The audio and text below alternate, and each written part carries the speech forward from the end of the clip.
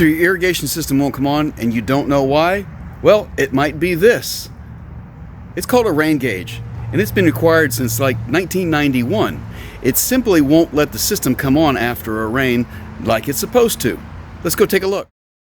So if you were to climb on your roof and remove the cap off of this, what you'll find inside are a lot of little corks.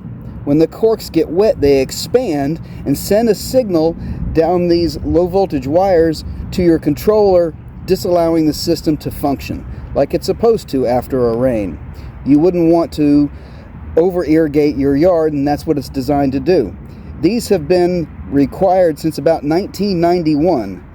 If you ever had to, you could always remove this cork to force the system to come on, but it's that easy. If you really needed to, you could always come to one of your valve boxes and turn zones on manually. You can literally come in here and turn the valve and force that zone to come on without having to access your control panel.